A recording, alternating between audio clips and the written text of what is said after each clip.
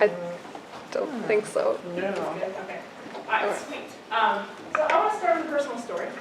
This is a photo of my little brother as he got to meet his grandpa and his great-grandma in Ukraine. Now, I grew up with 4 generations of family in the same apartment, but for him this was new. This was something he's never experienced before. And growing up with the kind of connection I did is becoming less and less common. As a society, I think we're currently in the middle of this great debate that gets at the core of what it means to be human. And maybe even something more ancient than that, kind of the core of who we are even as primates. What it means to be a primate is to connect. We survive and thrive as a social group. And if we don't have social connection, we wither. We will cling to anything that resembles them. And yet, even as we live in a world with more and more people, we are feeling more lonely than ever before. 40% of adults report feeling lonely today, chronically lonely today, compared to just 20% of STDs. And this is a fundamental and critical problem, because social connection is not just like an uncomfortable sensation, but it's so core to being human that a lack of it affects every facet of our lives. So it changes our brain chemistry to make us more susceptible to depression and addiction.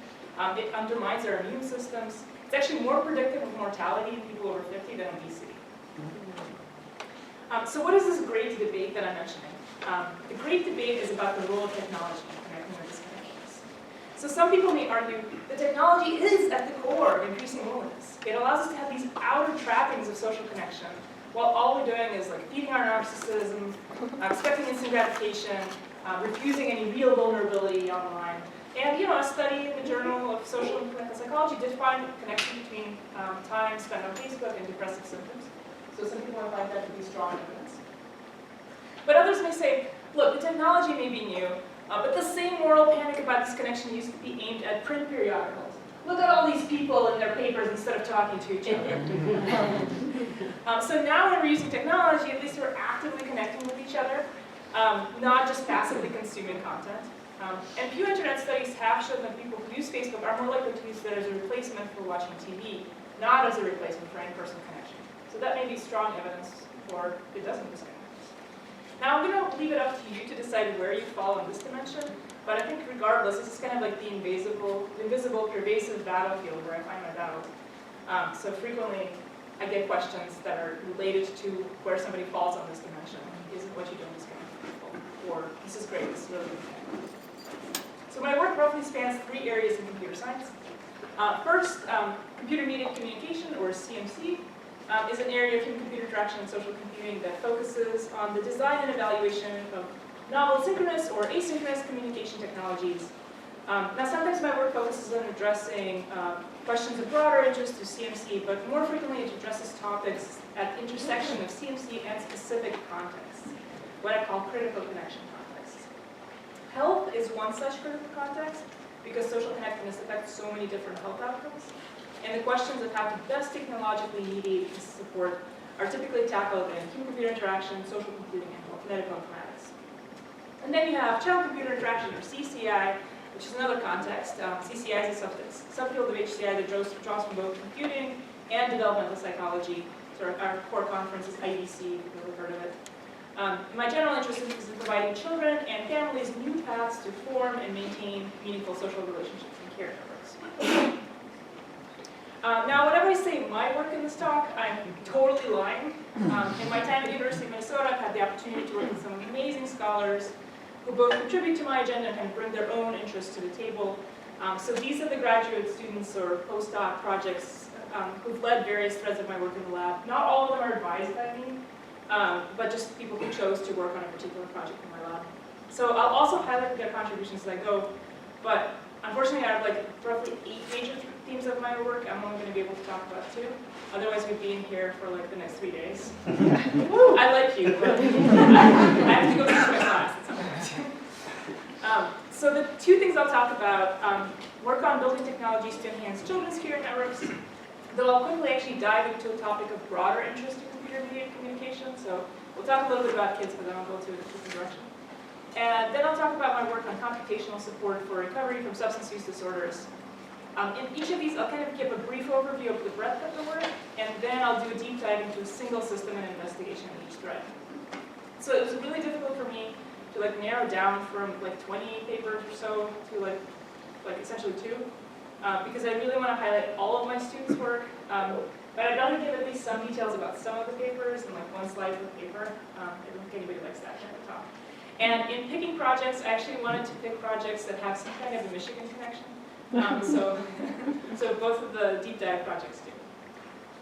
All right, so let's get rolling. So first, I'd like to talk about computer-mediated communication systems for enhancing children's care networks. I'll give a little bit of a brief background, and I do have to talk a little bit about some work I did prior to starting at the University of Minnesota, some work from Georgia Tech. But I'll keep it brief because I don't want to bore you with work from like 2013. And then I'll move to 3 current threads of research in the space with just kind of a brief overview of the first 2 projects and then deeper dive into investigations of mediated socialization. So first of all, why do we even need to do anything about children's care networks? And it turns out that increasingly these are becoming disrupted by geographic separation from immediate family. And this is beyond just parenting.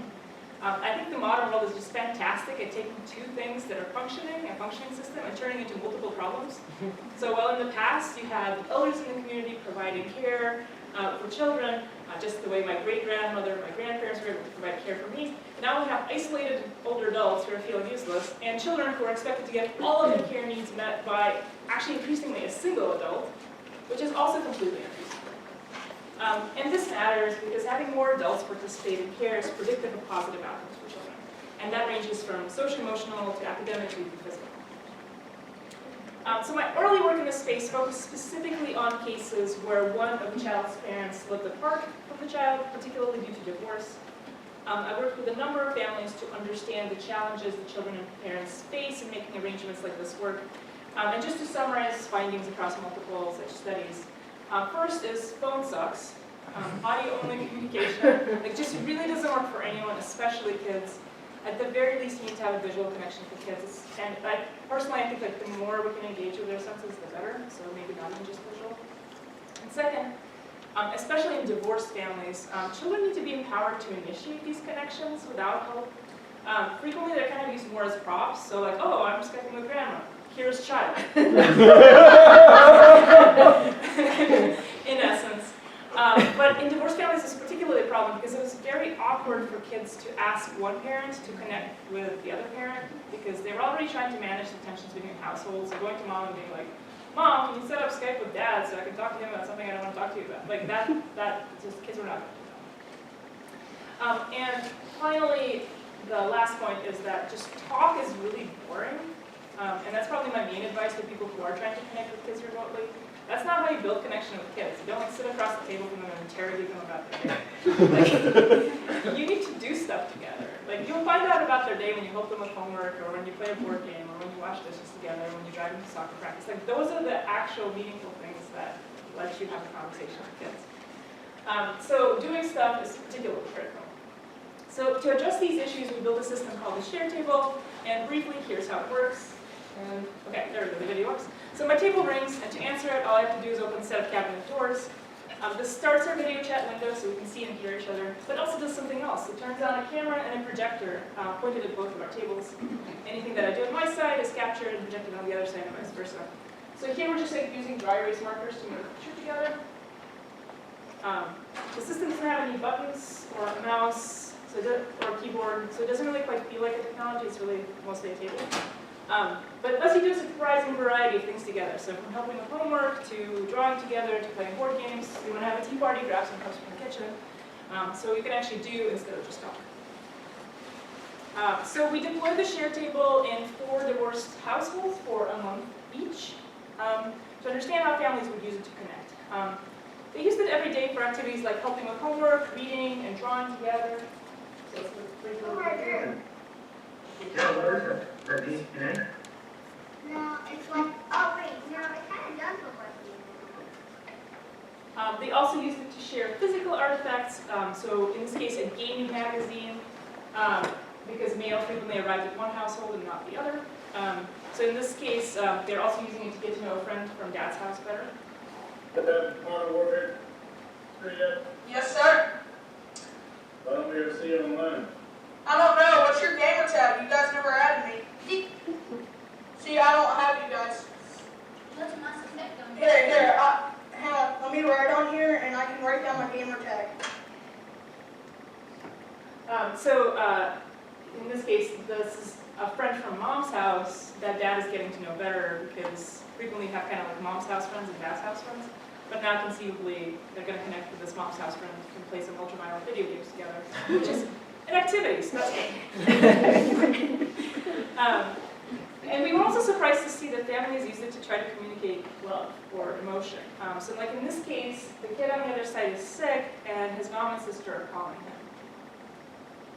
So notice what she does with his hands. Do you see my hand holding onto your hand? Yes, I do. I love you, baby. Doesn't seem like it. There's my hand. Yeah, keep your hands and then we're going to do a family handshake, okay? Right.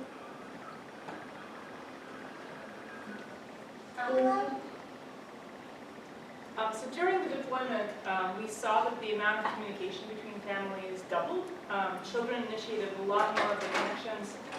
In one of the families, actually more than half of the connections. And it also pointed us to a number of next steps in investigating this kind of duplex, pro-cam, projector camera technologies.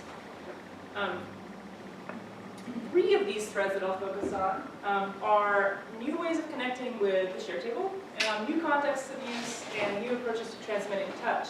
Because we were actually really surprised to see that kind of communicating touch through projection that we saw in that last video. So first, it was obvious after the deployment that for the system to be scalable in any way, we needed to move away from the idea of a custom piece of furniture, because we had to like rent a truck to bring the system to participants' houses, which is why we deployed with so few people. My CS master's student, Barish Unver, led a piece of work transitioning the share table to a commodity system known as an HP Sprout. So this is basically like a PC you could buy. And then he added additional capabilities for the connection as well. This class of systems, the share table on HP Sprout and the mobile devices that it connect to, he termed it the share suite, and basically allows people to log into an interaction using the devices they have on hand. So of course, having the 2 share tables together provides you kind of with the ideal and richest experience, but that's not realistic if a parent is traveling, for example. So the share table, the share suite also allows one of the partners to use a tablet to connect with the share table. So you would imagine the kid would have the richer experience on the share table, but the parent would be on the tablet. So they'll still be able to see the kid's gestures, but the tablet's contributions will just be digitally drawn onto the space. Additionally, you can even intelligently divide the face-to-face video and the shared task space between the available displays if the user has more than one mobile device available. So in arrangements where the share table connects with mobile devices, you can kind of also investigate these fundamental issues of asymmetry of remote collaboration. So how is the experience different for both of us if we're using different devices? So I feel like a lot of computer-mediated communication so far has had people use the same devices that they've been using. So that's something we've been able to dive into more of this work. But I'm not going to be able to dive into more here today, because that's not the project I'll be doing a deep dive on, because it doesn't have a mission. So the next thread of work expands on computer-mediated technologies to a context that I think has substantial capability to actually decrease isolation. My PhD student, Irene Yuan, is working with a local nonprofit to connect older adults with opportunities to mentor elementary school kids. Our first step approach in the space involved adapting the share table. But as we've been doing more formative work in this space, it's becoming clear that expanding access is not enough, and that really the challenge is working with the broader school and community ecosystems to support these kinds of connections. So one of the things that might mean for us in the long term is transitioning more to commodity devices, and in particular, we're interested in tablet-based augmented reality approaches, and whether we can still have kind of raw video, gesture over video with tablets as well. And finally, the project that I am going to do a deep dive on, we were fascinated by how families communicated touch when using the share table. And we really wanted to explore the potential role of haptics in space. So I worked on this project with mechanical engineering master's student Kenya Maya, and the work also was led by a very active undergraduate researcher in my lab who's actually now a grad student here at Michigan, working with Michael Lucy Wayne. So to provide a little bit more context, so I don't know how familiar you all are with haptics work in the space, But I feel like the majority of haptics works in HTI takes what I term the voodoo doll approach. So, in other words, like I act towards an object, and then that is transmitted as a touch sensation to the person. So, like these huggy pajamas, like I activate it by squeezing a stuffed animal, and then when I squeeze a bear, the kid's pajamas will start constricting, which will obviously make me feel loved.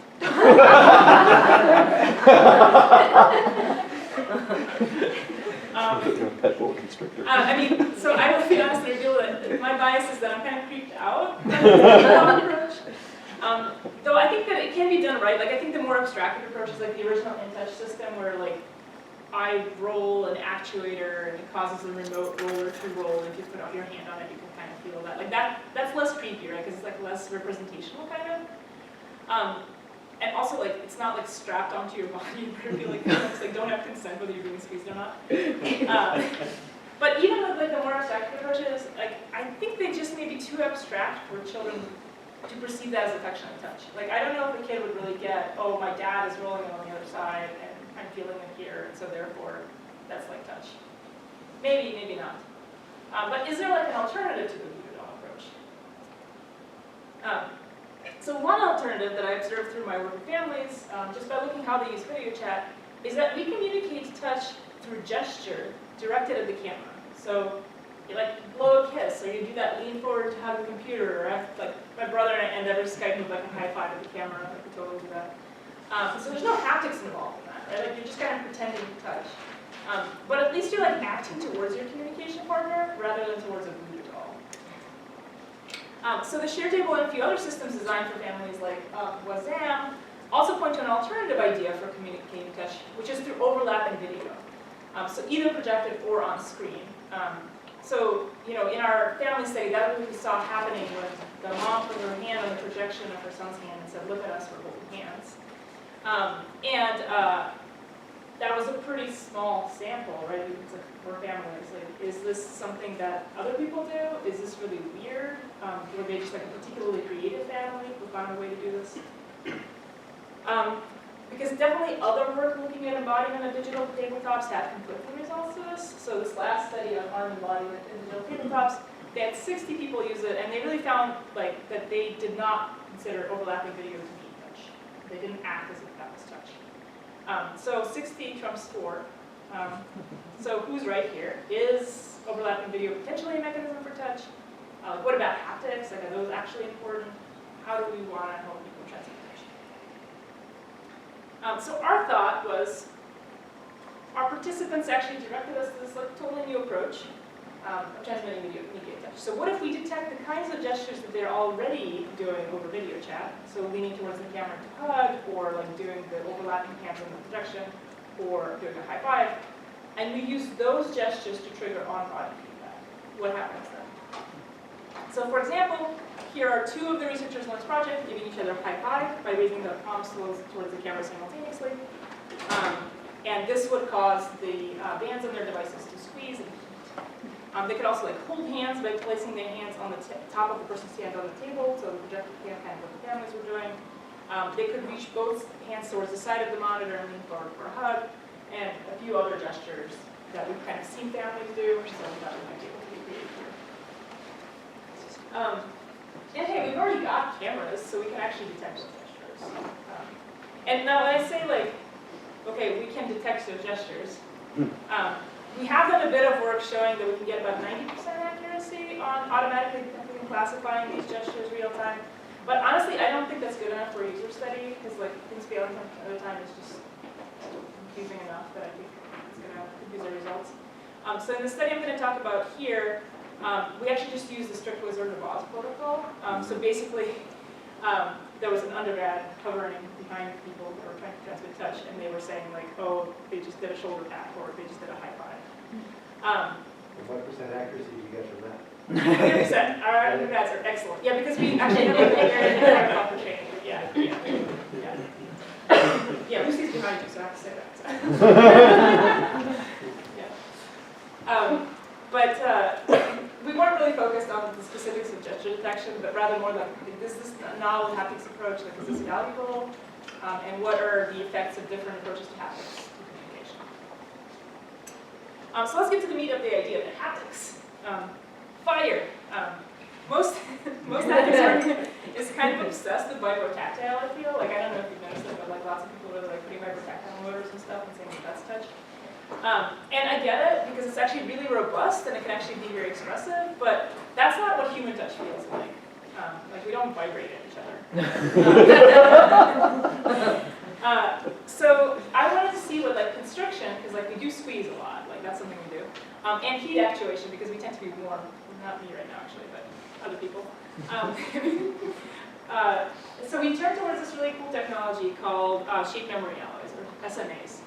So basically, you can take an SMA wire, you can form it into a shape, so in this case a spring, and anneal it, which means like heating it really, really, really hot in an oven once. And then once it cools, it can be reshaped to anything, but if heat is applied, or in our case current, it will return to its annealed shape. So if it was formed into a tightly coiled spring, it will reform into a coiled spring once you pass the current, so it actually squeezes something like a hand. And this technology is actually like pretty elegant, so it's completely silent, unlike other forms of actuation. And we did experiment with a few more methods, and I think it actually is like really troublesome when you're trying to transmit tension. You hear the like doing whatever it is they're supposed to do. Like we had so many grand hopes for a shape-shifting display, and it was just it did not feel good. But also it's like flexible, it's comfortable. I can imagine that it would eventually be built into clothes, for example. So it wouldn't have to be like this weird special glove that you put on, but it could potentially go into clothes. And its side effect is heat, because you have to use heat to activate it. But in this case, this is actually a desirable side effect for us, because we also wanted to heat up when it touches goods. So we built bands that could go on one hand and one upper arm of each participant. Each band has a functional layer, which includes the shape memory alloy spring, and in this case we laced it fourfold to increase the actuation force. It's laced through this nylon 3D printed bracket. The nylon is important because other like standard 3D printing material will melt on the hard way. And then since that functional layer does get pretty hot, we added a protection layer to moderate the heat. And we also added these two mechanical springs to help the shape memory alloys reset faster after it constricts. And finally, we just got some alligator clips and connected the whole deal to an Arduino controller so that we can computationally turn on current to heat up the spring where it should be constricted. Oh, yeah, that was our connection. I think I was one slide. So, Yep. when you said the reset, so when it heats up, it's going to... It constricts, and then it will slowly like unconstrict just from like the pressure of the person's hand. But we really wanted it to be a little bit faster, and so the regular mechanical spring is just gonna push it apart once it's done constricting. So it gets the reset time out. Exactly, yeah. So once the current stops flowing, so it stops constricting, so we'll that. And there's like other physical kind of arrangements and approaches to it, and a lot of them kind of have the trade-off of how hard you can get it to constrict versus how fast you can get it to reset. So we kind of experimented with a few different approaches and found one that felt about right. So what is the time scale? How fast is it constricted? How far is it constricted? Yeah, so I'll talk about it a little later because I think it was actually a major constraint, especially with some of the gestures, but it was like 6 to 10 seconds to fully constrict, to cycle, basically constrict. So we ran a study with 3 goals, but I'll only touch on the first. So the feasibility of SMA for mediated cell flesh, like we wanted to know like, how feasible is this? Is this going to feel okay? Do people want to use it? Can it work for people of different shapes and sizes? And then we wanted to do this comparison of a control, which is just standard video chat, the projector camera system with no haptics, and the projector camera system with haptics in terms of their effect on kind of communication or the experience of communication. We ran an experiment with 162 adult participants because we had to beat the 60 marker if we wanted to beat it, because the prior study had 60 people, but showed it wasn't much. That's probably not a power analysis, but this is a pretty diverse group. So there's an even gender split, and an even split between pairs that knew each other and didn't know each other. Wide age range, so it was on average 37 years old, standard deviation of 17 years. So this was not like undergrads. Each pair went through consent and then got an introduction where the study was framed that we're looking at how people communicate touch while video chatting. Now we really didn't do a lot in terms of explaining the input, so I gave the example of me like hugging my family by leaning into video chat, and then I showed what other gestures were supported by the system for haptics. And then each pair was assigned to one of 3 technologies, and then given either a low emotion task or a high emotion task to complete together. So low emotion task was make a logo for a fictional company together, and a high emotion task was talk through something that you struggle with as a child and then make an inspirational post before other kids go through the same thing. So this is kind of what the setup looks like. So they're in the same space. They do have noise canceling headphones. They're divided by a panel. So we're kind of asking them to pretend that they're separate. By the way, we recruited and ran this study at the Minnesota State Fair, which is how we were able to get such a diverse range of participants. The participants were separated by the screen, so they couldn't hear each other because of the headphones. Everybody in every condition had the full screen video chat, but the Pro Cam condition also had the projection camera surface. And finally, in the haptics condition, they also wore the bands on one of the hands and the upper arm, and the trained wizard activated the bands when they made specific gestures with the camera. So let's take a look at what happened. I don't have p-dog in here. Like, things are statistically significant if I'm doing it out and they're not. Our first hypothesis was that haptic actuation would lead people to try more touch gestures. And as we expected, people were more likely to try to communicate touch during the task when they wore the squeeze bands. They were also more likely to try a wide variety of gestures. Though interestingly, holding hands was equally done with both Pro Cam and haptics. But I think at least one point is clear. The families in our original study were not weird. Like, definitely at least some people try to communicate touch with projected camera systems. So it is something that happens. I mean, it does require like more of a metaphorical agreement on the part of the participants, but it's not like it was just that one family thought of it. We also collected a few validated measures to kind of quantify the communication experience. So the first relevant one is the degree to which the technology was seen as supporting expressiveness. And we see that just plain video chat was just kind of not great. And while there are no main effects between the other 2 technologies, there's a clear interaction effect. So with haptics being more expressive than a projected camera system for specifically high emotion tasks. I'll pause because there's a lot. Okay. We also used the NASA TLX to measure effort required to do the tasks with each technology. So in this case, a higher line means the task is harder. And so again, we're seeing the same pattern. Like the control is the hardest. And we found a very similar effect as the expression variable, where control provides the least help with the task. And we see the same, less effort is required than haptics for low motion tasks, and vice versa. So definitely, like, whether the task actually requires some kind of emotional connection that would make touch appropriate seems to influence whether people find it valuable, or it helps the communication, or makes the task easier. And finally, we also looked at perceived message understanding. And in this case, we didn't actually expect to see any interaction effects with task type, and we didn't. But there were significant effects of the technology itself. As expected, plain video chat, again, was not as great as the other ones. But we did actually expect that haptics would be better than projected camera. And that's really not supported here. They're really similar. I wouldn't even claim a descriptive difference in this case. I think both lead to similar perceived message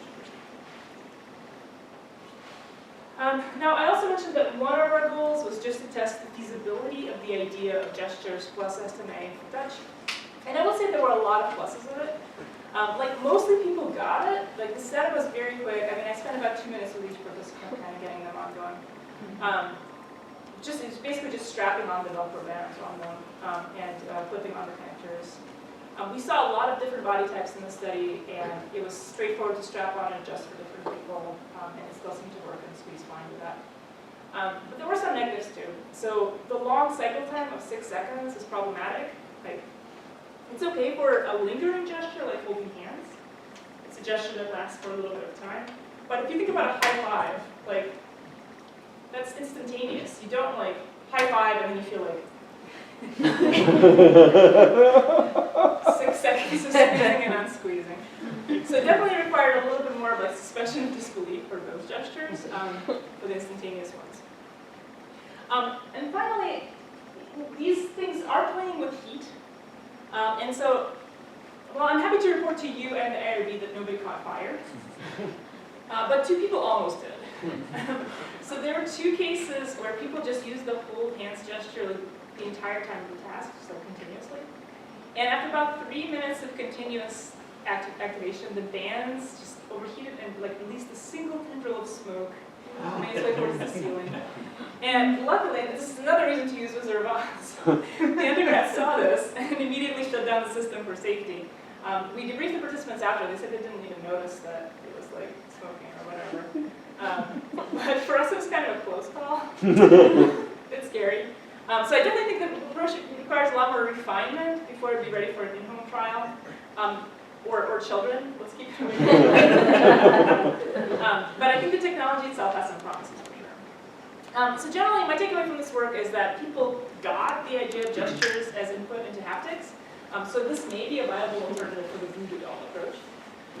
2, vibrotactile is not the only way to do reliable on-body haptic actuation. SMA has nice advantages. It's silent, it's robust, it adds heat as a bonus, but also drawbacks like slow activation and potentially setting participants on fire. 3, I think that we finally added a more quantitative point in evidence that people do actually use projector camera systems to communicate touch. So it's a nice way to complement what we saw in the smaller family deployments. And finally, we did show that haptics may decrease task load and increase expressiveness in high emotion tasks, but conversely may be a burden in low emotion ones. I will also say that given that haptics had such a mild improvement, not really even an improvement in the projector camera, in the message understanding category, like if anything, I'm actually more motivated to continue considering overlapping video as a viable non-haptics alternative to communicating touch. So even though SMA is kind of cool, like right now, if the family was like, oh, we want to communicate touch, what should we do? I would say projector camera systems, overlapping video is like probably the better way to go. All right, so stepping back a bit. You may notice that 2 of these 3 threads of work are really stepping away from the specific context of children, and I'm answering kind of more general research questions. Now, to me, this is a reflection, actually, of the unique perspectives on computer-mediated communication that were afforded by the work of families. So it pointed to these new priorities, like asymmetric device connection, and new metaphors, like the gestures over video as input into haptics. I wouldn't have gone in these directions if I hadn't have done the work with families to begin with. So I will say I'm not done working with kids, and I anticipate that actually all of these threads will kind of circle back to families for sure. But it's nice to sometimes start with the context and get to the broader general contribution to a technical area, rather than always starting with the technical problem you want to solve and then try to get back to a particular context where it might be useful. Okay, so now I'm going to zoom way out and shift gears towards the other thread of research. And it's going to be quite a bit of a shift, so pause. Are you taking questions on this, or you want to hold it? Yeah, we can do questions on the first part. I just want to make sure I'm understanding what you're contrasting when you say this is not the voodoo doll approach. Is it that the person who's initiating the gesture, it seems like for the receiver it's still the same as the voodoo doll approach, but for the initiator it's different? I think it's, so first of all, it's the idea that it's synchronous, like you're both knowing why it's happening because you're also communicating at the same time. But for the sender, you're doing it at the person that you're actually trying to send it to. The person can see that you're doing it at them, and then they feel the actual haptics, rather than At some other thing that's representing you, and then you are supposed to interpret that. Any other questions on the first part? Yep. I had a kind of related question, trying to figure out that line. Like, what if you stuck 2 disembodied arms on the front of the monitor and had the interaction happen by you gesturing and controlling those arms, and then you would feel it? But is that voodoo doll or not voodoo That's doll? an interesting question. Somebody's actually done that work, sort of, specifically with the handshake gesture. So they built a very robust, robotic handshake I think it worked pretty well, but it was constrained in terms of the kinds of gestures that it would transmit. I think the downsides of any kind of robotic arms is like the noise that I was talking about earlier. Yeah. It's very hard to do it well. It's also so just kind of imagine like you're talking to like a 3-year-old kid, but on the other side you have like the standard arms. There's like kind of a disconnect between how it's embodied and Yeah. what it's supposed to be representing as well. So yeah, I mean, I think that, sort of the ideal, would be like a perfect representation of the touch on the other side. And this is still very metaphorical, right? Like you still have to kind of just suspend your disbelief and say, oh yeah, this squeezing corresponds to holding hands. I'm probably not going to go in the robotic arm direction. I think there's like a lot of people in Japan doing really cool work in this space. Yep. So have you seen a system where like something squeezes you or touches you and you really felt it? Because I feel like, you were actually quite critical of your own work just now, saying program system seems to be sufficient in some sense, and we fill in the gaps. Nobody needs to squeeze you. I don't know. I've tried out muscle stimulation. I've tried out all kinds of weird things, but I never really feel it. So am I doing it wrong? Is it my suspension of disbelief is not working? Or? Yeah, so when you say you don't really feel it, you mean like you don't feel it from the emotional sense? Well, it always, like, that was muscle stimulation set up here. It was supposed to feel like somebody squeezing me in the finger, but I just felt pain in the lower arm. Yeah, well that just sounds like it wasn't. So muscle stimulation my question is, have you seen a system that you tried out yourself, whether you build it yourself or not, you go to conferences and then you actually feel that sensation and it makes sense in that context? It has never happened to me. Yeah, I can't say that I have felt it. I mean, I think like by the time it happens, right, then that's problem solved, right? Just advance that system and you solve But is that really the problem? That's the bigger question. Like, do I need to be squeezed remotely? I'm not sure. I mean, it certainly seems to add something, but not much, right? So I don't know if that's because the thing that we're doing is not the right thing, or if it's just never going to be a good idea to do haptics. I think as we're moving more into the VR space, I can imagine haptics playing more of a role here. Like, I don't know if you've ever seen some of this kind of like visual privacy work in VR, but they were like, they were looking at this idea that in VR, a person sees a cylinder. Well, no, the VR person sees a vase, but they're asked to move their fingers along a cylinder. And so all they're feeling is the cylinder, but they actually think that they're feeling a vase because the visual that they're seeing in VR is different. So something in that space where you're like really leveraging the privacy, I think may work, but they are touching a physical object in the process to feel that. I think touch is like underexplored, but I will say definitely that if you do want to move towards more like you feel it, we have to move away from vibrotactile. It's too metaphorical and too symbolic and too different from what we do as people. And I think squeezing is one possible way to go, but maybe not this way of squeezing. Yep. I was wondering if you guys compared the brains, and like if there's any like differences between the control group and actually squeezing it. No, we didn't compare their brains. That would have been really cool to do. I do have a student who's also ultra interested in like brain-computer interfaces, but it's also like really hard to set up that kind of stuff with a state fair. I mean, this is already kind of a lot of stuff to set up with a state fair, but yeah, it's a tough one. I can imagine if we went in that direction, we'd have to do it with a much smaller group. The other direction we could go if we wanted like biological indicators of touch is like, I think like cortisol levels decrease after touch. And that's like more connected to like the emotional sensation of touch. So we could do something like where we try to test cortisol levels after different forms of touch and see how they're effective. That would also be really cool. Yeah, I just need to wet that up. All right, so I do want to move on because I don't want to like not talk about the other work at all, and there's a lot of other stuff that I want to get to. So shifting gears to my work on building technology for peer support and recovery from substance use disorders. So I'm going to start with some background on the topic because I know it's probably new to some of the folks in the room. And I'll generally describe how we have and do work with these recovery communities. Again, I'll talk about 3 current research studies in the space, and then again, I'll do a deeper dive into the mission connected idea. Okay, so NIH and APA define addiction as a brain disease, and it's characterized by the inability to taper or cease use of a substance despite increasing negative consequences. Substance use disorders, or SUDs as I refer to them, and so that includes both drugs and alcohol. They have a really strong biological basis, and they're amplified by socialization. 1 in 12 adults in the US have a substance use disorder. In terms of typical treatments, this is kind of the timeline. It may include some of these steps, but not all of these steps. Relapse is very likely at each step. So it's kind of like the world's worst board game. When you start playing, you might have to go back to the start, and when you start playing again, you might have to go back to the start. But usually, basically, after some initial crisis, like let's say an overdose, an addict may spend a few days in the hospital under medical supervision. Then they may choose to enter an inpatient treatment center. So like if you hear the word rehab, that's what people usually mean by that. And there's a variety of these programs. They're not very well regulated, but they typically do include some sort of interaction with therapists, doctors, and social support groups. And common stay in those is between 1 and 6 months.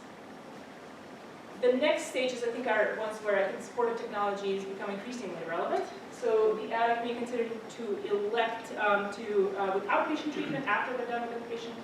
So in this case, they're like going back to living at home, but they're still coming in every day or a few times a week to interact with doctors and kind of group work. Typical length of this aftercare is usually 1 to 2 months.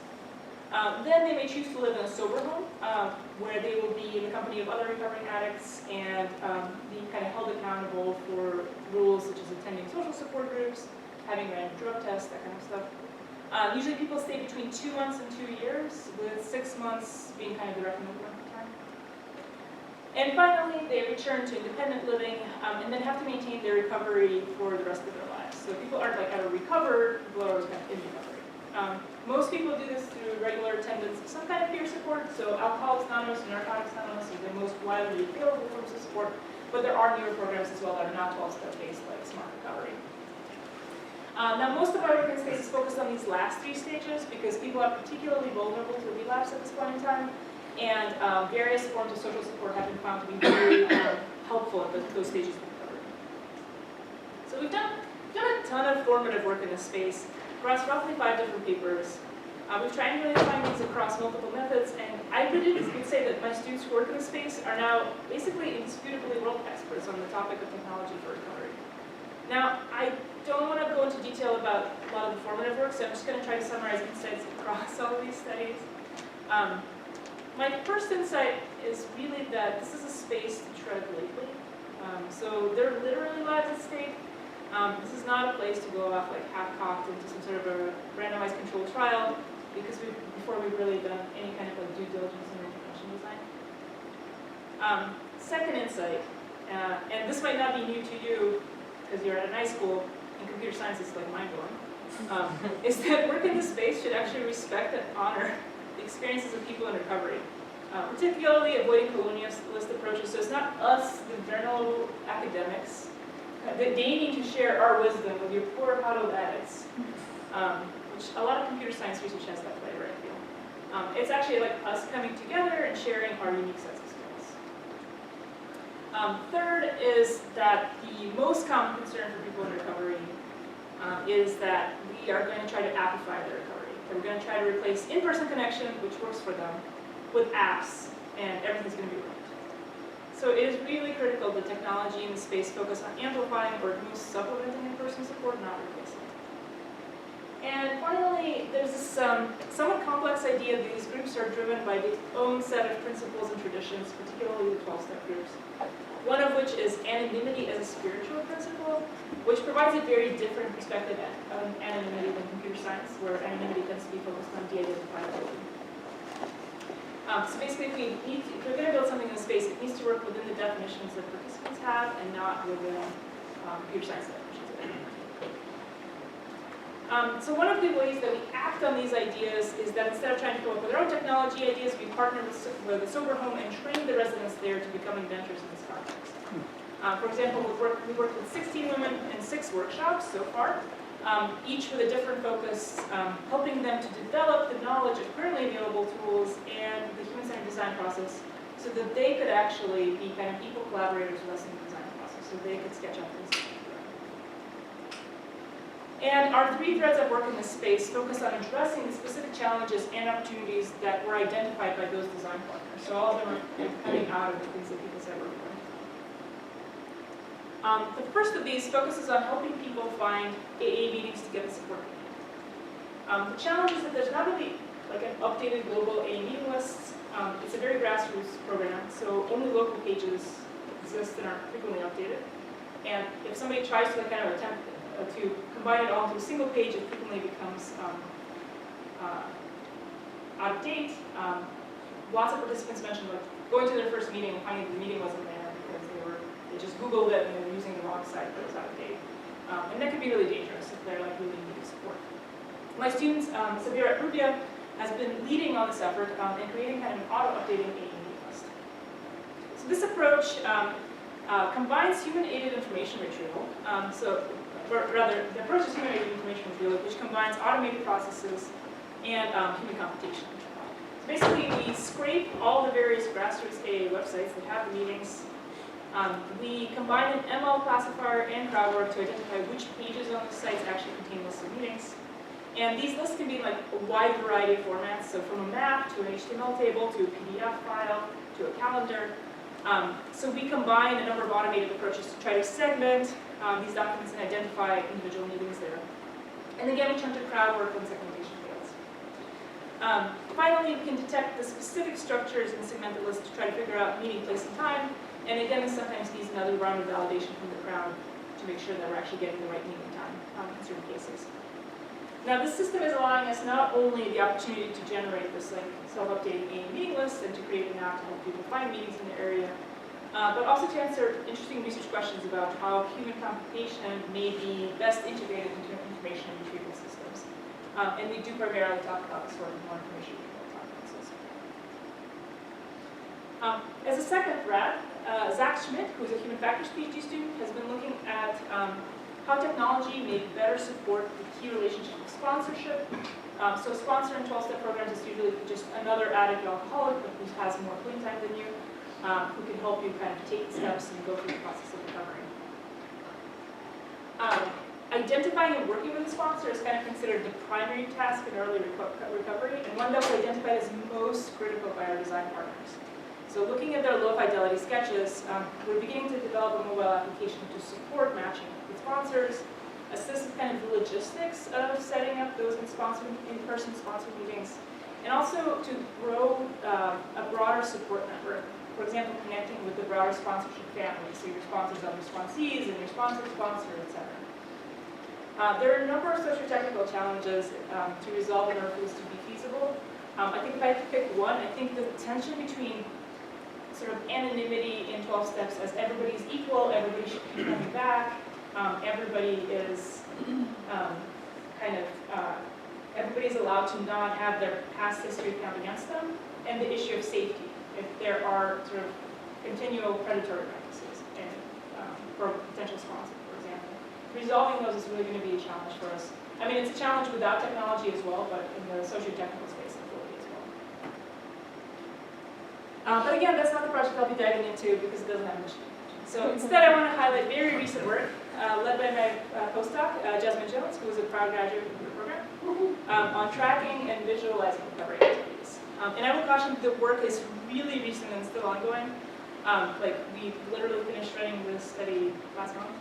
So we're still elbows deep in the analysis, but I'll talk about some of the things we've been thinking about in this space. So addiction is considered by the NIH to be a chronic health issue, and it has relapse rates that are similar to other chronic illnesses. Now, of course, with other conditions, you have some way of checking in on how you're doing. And you have some kind of warning signs about how things are going. So you can measure your weight or your blood pressure if you have heart disease. You can monitor your blood sugar if you have diabetes. Even with asthma, you can measure aspects of air quality and track rescue medication use. But people in recovery really have nothing like that. So many mentioned being totally blindsided by a relapse, even though in retrospect we can kind of see how their specific behaviors led to that point in time. And relapse can mean death. So people in recovery are rightfully scared of it.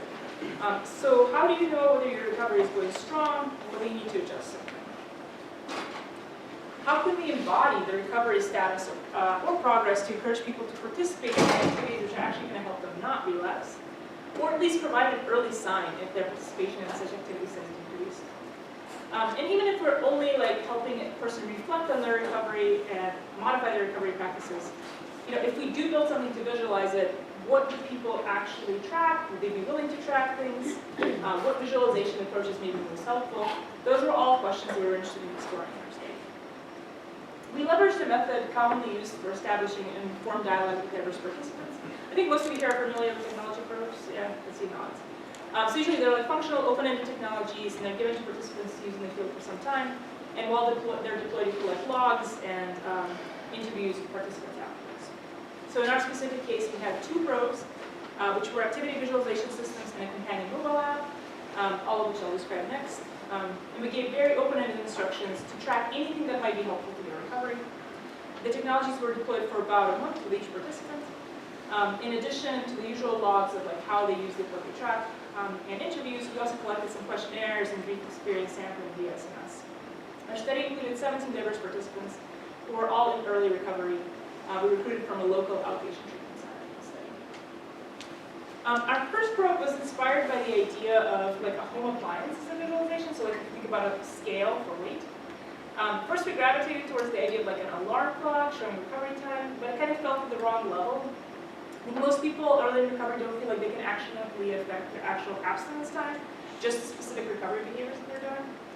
So instead we transitioned to a more kind of ambient display approach, visualizing activities specified by participant around the rim, and then a central tank that would fill up as you mark those activities completed throughout the day. The second probe was inspired by the tokens that people in recovery receive to celebrate continuous food times. So many carry these with them as a kind of talisman. So we were curious whether we could augment them with more information. Our original approach was just, we just thought, like, what about if it was a single LED that grows brighter as you do more activities in recovery, and then dims as you don't do anything for some length of time. So our first prototype was made with Arduino, and honestly it was like a little bit awkward. It's just like a bracelet that you strap, and then you have to actually strap a battery further up, and it had to be pretty big because we wanted to put the light in the battery. We just decided it was going to be completely untenable for a field deployment. We probably ended up electroshopping participants, which we didn't want to do. So instead we decided to MacGyver a Fitbit Flex to let us answer the same questions. So instead of brightness as a single LED, we leveraged the bar-like multi-LED display on this device. So here 2 lights are on, so it kind of means your bar is half filled. We also needed an actual way to enter track activities, and for this we partnered with a startup called Connect, an existing mobile application. We created Connect and Fitbit accounts for our participants, so they authenticated them during the study. And basically, we had to kind of MacGyver the Fitbit so that using their API to translate activities to step counts. Okay, so briefly, some initial results. And again, we just finished running the study, so would people actually want to track their activities? Yes, people tracked about for half of the days that they were in the study on average.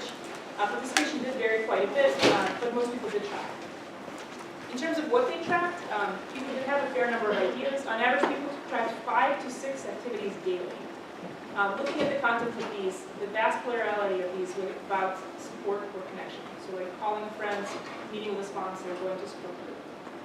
The next most common was physical health, including compliance with medication, and just the usual things like eating and sleeping, which can be difficult early in recovery.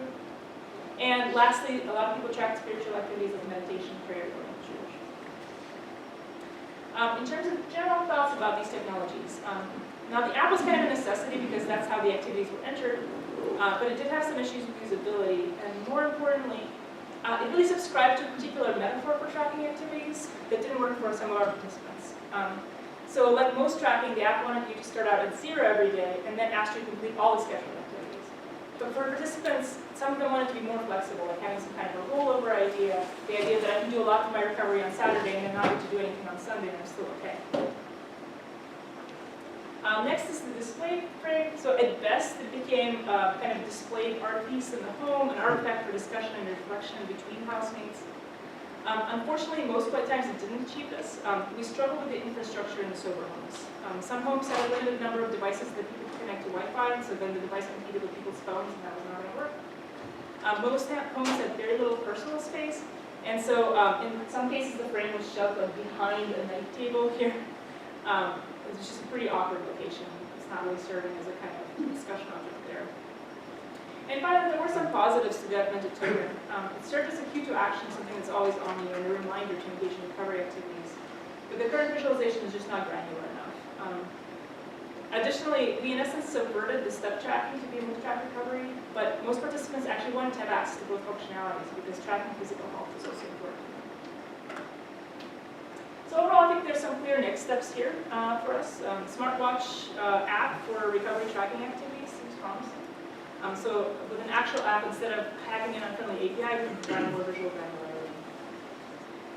And from the ubiquitous computing perspective, I think it's really valuable for us to consider which current activities that are tracked could be actually automatically tracked instead of requiring manual checking off. Particularly, I think, in the social connectedness space, since those are so important to participants. All right, so overall, you may notice that none of these threads really focus on mediating remote communication. Unlike my prior work, I admit that I initially went into the space with kind of video chat camera, but given the importance of in-person support in these meetings, it seemed like it was more important to get people help, get to physical meetings, or connect with an actual sponsor, or to encourage them to continue the long-term engagement activities that constitute their recovery. All right, so those are basically the two major threads that I wanted to talk about, and we're totally running out of time, right? How much more time do we have? A minute? Okay, all right. 2 minutes. I shouldn't have let you ask questions in the middle. Okay. So I just want to take a brief step back and talk to you a little bit about this idea of where I now am in this kind of great debate of connecting versus disconnecting. Across these two projects, I think what I've learned is that in order for technology to connect, I think we need to take cues from current practices. So I think like current gestures over video chat rather than voodoo doll approaches. I think we need to focus on supporting communities rather than just individuals, and enhance rather than replace in-person context. So I think a lot of my future work is really going into hybrid rather than online-only support. All right, so if anybody wants to ask questions about the recovery stuff, which we don't have to, I'm here, and I'm meeting with students next, so if a student wants to ask questions, you have an opportunity.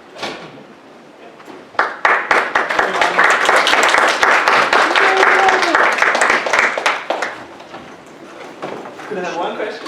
I have an overall question. So with you said 58% of prisoners have children. So how would this, do you think this could ever be implemented to like prisons? So Yeah. because it is like an expensive tool. Okay, so you're asking actually a question that I have a long time to answer, but here's what I'll say. Most prisons are getting rid of in-person visitation whatsoever, even across class. They are already replacing video-mediated communication, except the person has to drive to the prison, sit in a room, pick up the phone, maybe have video there, in order to connect with the person who's also in the prison, but just like somewhere else there, to talk to them. The systems fail constantly. I looked at videos of 40 families that were trying to have kids and parents communicate with them. Every session had something go wrong. No audio, the time wasn't tracked correctly, no video, and seeing like a 3-year-old who's just been driven for half an hour told that they're going to see mom, and like they get there and the timing goes off and they're only able to see like 3 minutes of mom, is like the most heart-crushing thing ever. And I will tell you, the prisons don't care. They're not implementing these systems to help families, they're implementing these systems to reduce contraband and because they get kickbacks from the people who design the system. It's not an issue of there's not enough technology, it's an issue of we don't care about people who are broken. I would love to do more work in this space, I want to do it right, but I don't really have the connections to do it right now. It is something I would be interested in doing. All right, glad we ended on this one. Yeah, unemployment, right, shiny note. Thank you, Lana, and there will be a lot of